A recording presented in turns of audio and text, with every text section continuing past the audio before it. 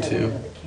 Okay, it is 9:30 and it is Tuesday, March 8th. We're scheduled for this work session. We did not have anyone scheduled to come in today, but we wanted to continue with the schedule and have the work session. Specifically, what would anyone like to talk about? Well, I think that we probably want to have some discussion about the fiber line and see where we're at on the MOU.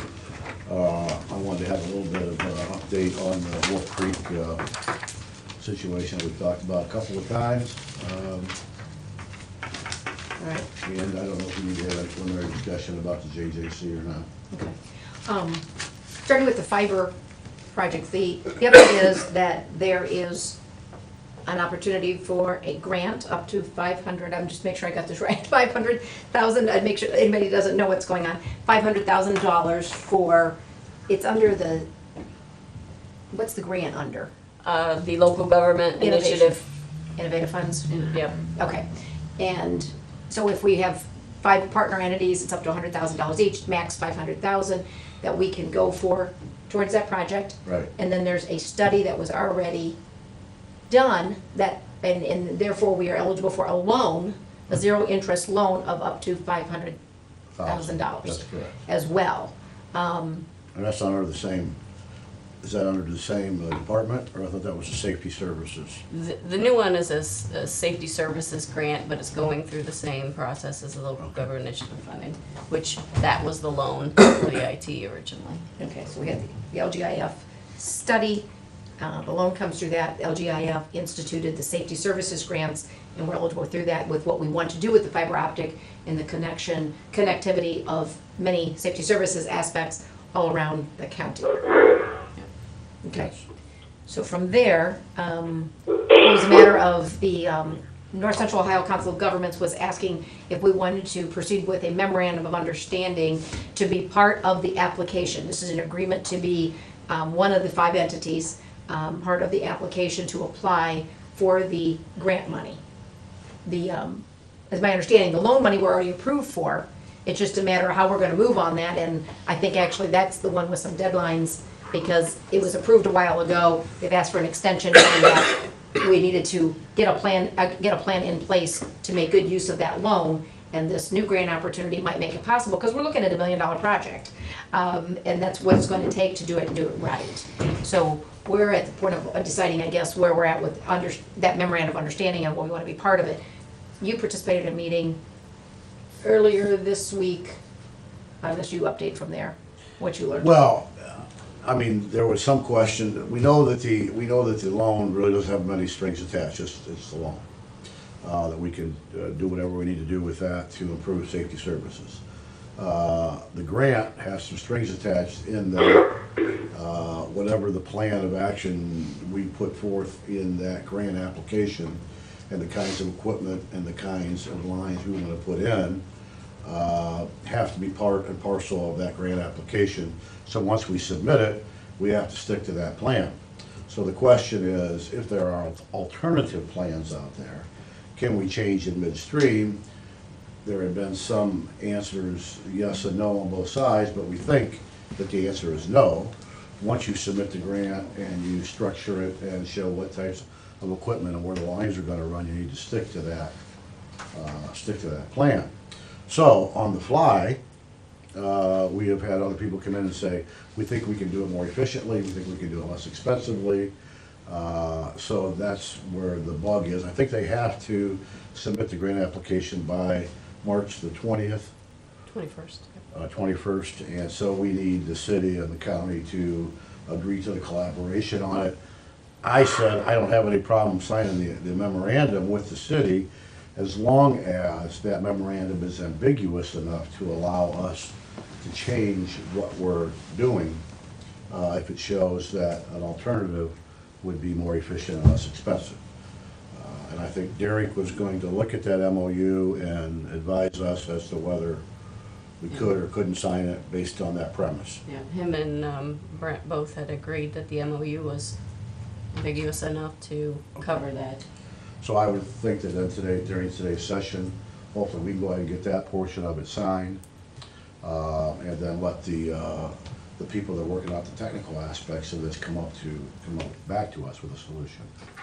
Because I agree, I want to make sure that we're able to utilize the grant money, but not be so restricted that it's going to spell out right now, it's got to be done this way, or you're not going to get your money. And then we, one, have commitments made that then we're going to be obligated for. I don't want to shut out the possibilities of getting the fiber everywhere we want it and doing all of the stuff by the fiber. The presentation we first heard, which was a great presentation, and we were all part of that discussions a week ago or so, and they talked about some of it being wireless yet, and that is not what we wanted. When we started looking at this, I don't know, a couple years ago, one of the holdups at that point, we said, no, we don't want wireless. We don't feel that that's got the security to the point of what we want and what our departments have asked for and desire to have. Yeah, I think that there will probably be some compromise, and the end result, at least from where I see it, is that initially, when it's installed, there may be some wireless, but the plan then would be to hardwire that area in the very near future, either with a future grant or...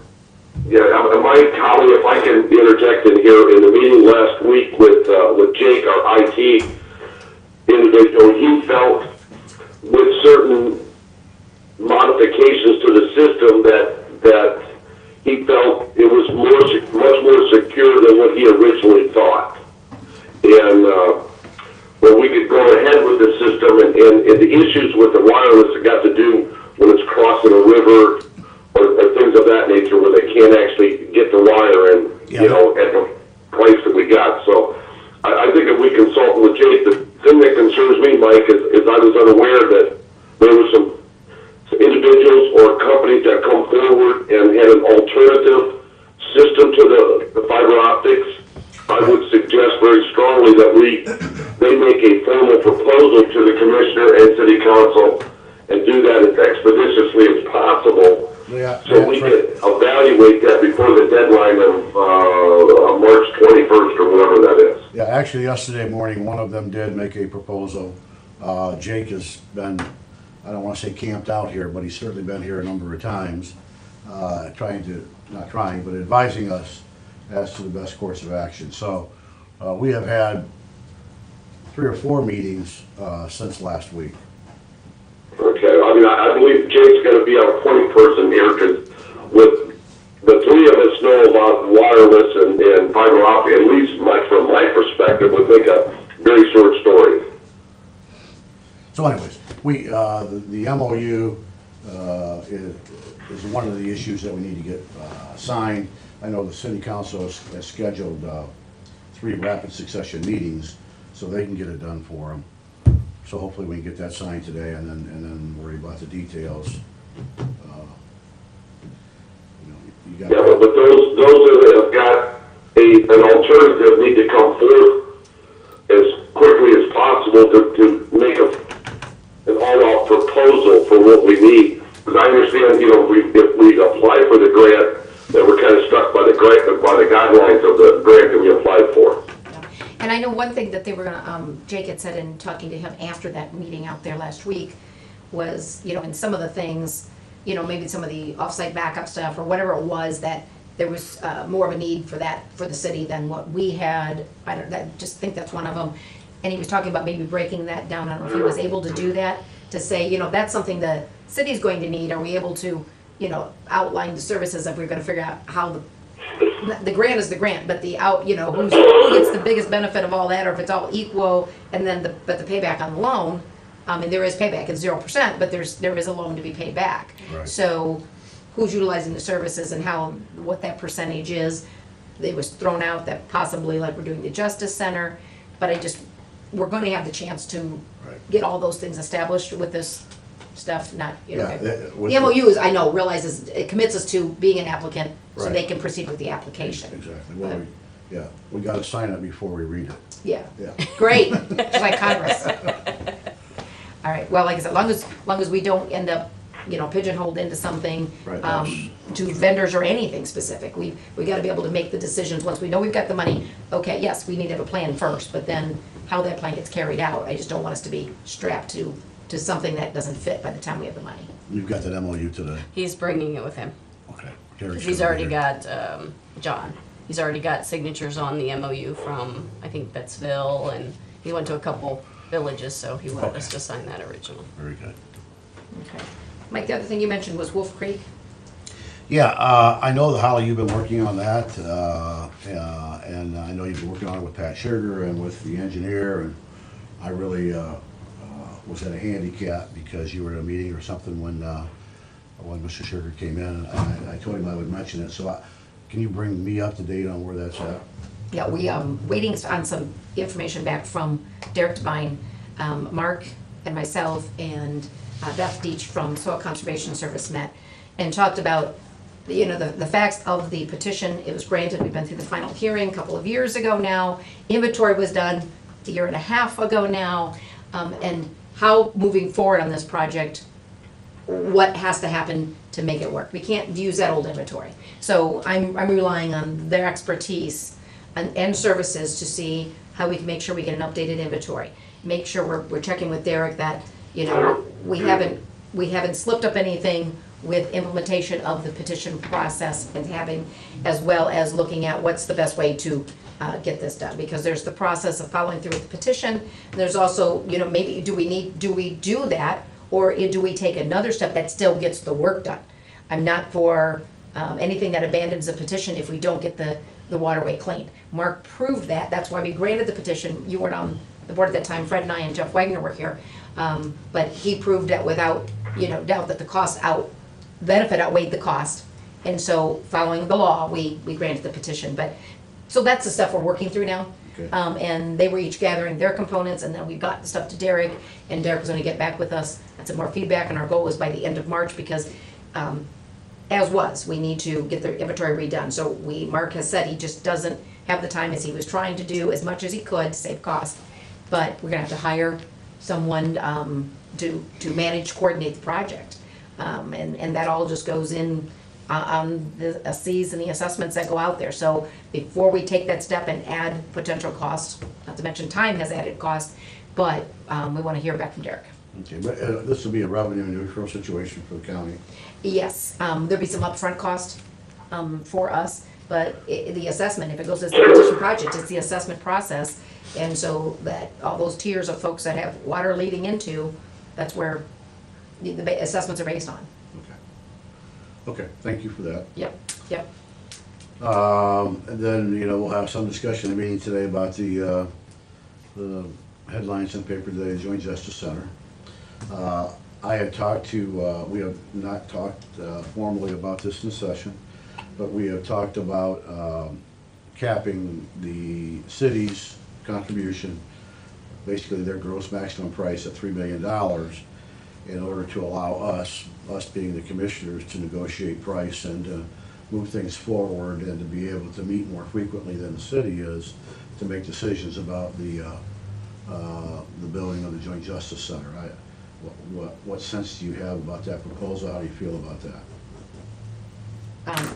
I like the proposal. When you mentioned it in the leadership team meeting yesterday, I think, as I was indicating afterwards, if that proposal can help the city to feel comfortable proceeding, which I think is a result of the meeting last night, comfortable proceeding with the project, that's what's most important here. Because we want them to be, I want it to be a Joint Justice Center project. I don't want it to be just a county project. We've come so far. I want to be able to continue that. And if we're all, you know, I mean, accepting the facts of the things that weren't outlined in the Burgess and Nyepel study, therefore that led to some unknowns, because that was used as a benchmark, maybe too much so as a benchmark.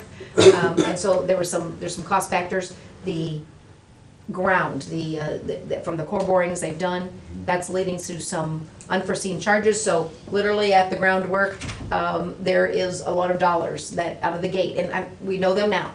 We know them now before we have committed, you know, to the rest of these contracts and so forth. So knowing all of those things, yes, the project's going to cost us a little more. We've come too far not to do it right. We only going to be able to put so much money in ourselves. The city's in the same situation, so I liked the concept, and I believe that they supported it last night. I don't know if they've got more formal steps to take. I didn't go to city council, but. Well, I'm not sure what their formal steps are. I know that they have called rapid succession meetings for readings. They're gonna do an amendment, or Derek and Brent are gonna work on an amendment to the cooperative agreement, because it just now says the 75-25, so they're gonna get together. He said within a couple of weeks Understanding that the operating costs don't change. I mean, the city would still pay their percentage of square footage based on the operating costs on an ongoing basis. Guys, if I can interject in here a moment, I mean, the best way to get nothing accomplished is to form a large committee. I believe we're at the point that the city's going to have to put some blind trust in the commissioners to make the right decision and move forward. Capping, I like the proposal that we cap the city's commitment at $3 million, and if we can reduce the cost down less than that. But again, the way to get nothing done is form a large committee, and I think that's kind of what's happened here. I applaud the efforts of what the committee's done, but when you got, sometimes you gotta move forward. I believe with the 3 commissioners, it certainly will take input from the city, but there has to be some blind trust given here on the city standpoint, so we can move this project forward and do it in an expeditious way. As I stated many times through the process, it was based on a study that I've been able to compile.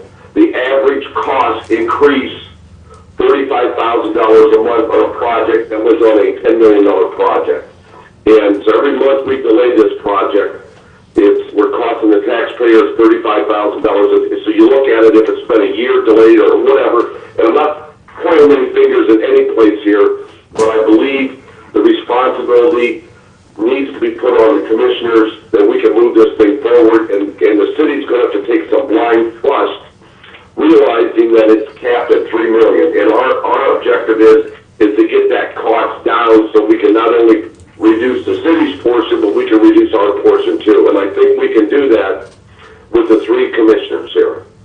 We understand that the Joint Justice Center Committee will stay intact, and that major decisions will still be made by that committee.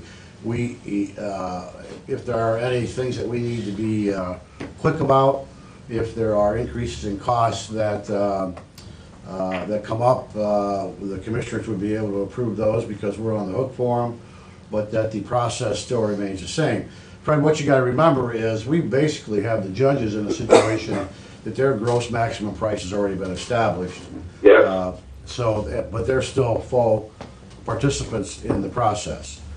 So what we have here basically are the fact that the judges are in at X dollars, the city will be in at X dollars, and ours will still be determined when we receive the gross maximum price from Gilbane, but we'll have the power to be able to negotiate that price and make decisions more quickly because of the fact of how we're structured, as opposed to meeting every other week or needing more votes.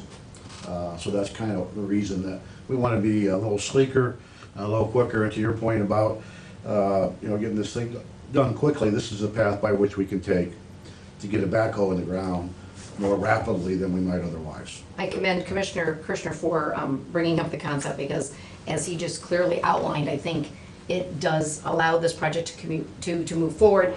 And what it doesn't do is it will not destroy the collaboration efforts that we have in place. We need to keep that, for the sake of good governance and good community relations, keep the leadership team going, and they'll still going to have say. It doesn't make them any less of a partner or anything else, but it puts them in a comfort zone. Mike indicated the expeditious manners in which we can do that final negotiations on the gross maximum price is important and be key in this. And again, the taxpayers need to be comfortable to know that this doesn't put us at an open checkbook either, because we are only able to bond so much money. So, we still are only gonna do what's fiscally responsible for the project on our behalf. That's right. Anything else? So do we need to vote? Well, I can't vote today, as you very well know, but does the vote need to be taken up today that we would adopt that process, and we have to wait for the city to do the same thing, or does the city go first and then we go second on this? No, the memorandum between the city and the county and the judges regarding collaboration will be modified to reflect that $3 million. I think it'll be, one short sentence or an insertion in a sentence that already exists. We'll all adopt that and we'll just go forward. It should be relatively seamless here. So the only action we'll have a discussion about in the meeting today is kind of some of the options that they offered. They had that kind of discussion last night at city council. Do we want a cupola? Do we want a mezzanine? Sure. That $13.5 million price that was mentioned includes the cupola and the mezzanine, which totals someplace, north of 500,000. So it would be less than 13 million without those. Mike, what is in there for contingencies? Almost $1 million. $1 million in contingencies. Yeah, we have about 700,000. Yeah, Judge. No, it's split, it's not. Right. We have about 700,000 for Gilbane. We have a percentage for the owner, and we have a percentage for the architect engineer. So the total is about $1 million. And what we asked specifically, give us some examples of that contingency on previous jobs and how did it work out. That's not a prediction of what's going to happen here, but it's a best guess. And the one thing that he did tell us is that he had 600,000 on a job of similar size, and they gave back 450. So if we can talk about a percentage that might be something like that, this project still could very well come in at or near $12 million after all said and done. All right. Mike, I applaud your proposal here. Well, I think the other thing that needs to be stated that we haven't stated firmly enough is that this same cost increase would have happened no matter what the project is. The fact is that the price of construction has increased, whether it be this job or whether it be any other contract we might be looking at. So if 4 years ago a project was 10 million, that's now 14, a project that was 14 million would probably now be closer to 20. So I don't want that lost. And when we had the initial discussions, we talked about different potential projects and their costs. And I don't want to compare one at a price of 2012 versus a new project at a price of 2016. Yeah. The whole thing is kind of ironic, but we can't rebuild the old courthouse. That decision wasn't made by any of the commissioners, but just as a thought, we could have fixed the old one up a heck of a lot less than we're doing this. But again, we can't change what was already done. We inherited that, and us three commissioners are trying to do as best as we can with what we got. I know that there'll be some discussion about, it's going to cost $9 million to do the old courthouse. And, I can appreciate it as much as anybody, but please remember the statement that I just made, and that is that $9 million would probably be 13 or 14 million Today's today. dollars, yeah. So, the fact is that we can't, if we're going to use a basis of cost, let's use the same basis. Let's not, get in our little dream world and say, well, it would only cost 9 million. The fact of the matter is, if we did that, if we had to reassess that today, 10 million became 14, so 9 million will become exponentially, whatever that percentage is. All right. Anything else for this work session? No, we could take a 5-6 minute recess before we start a regular session. We cannot start until 10 o'clock. All right. So be it. We will recess for 7 minutes and we'll start a regular session.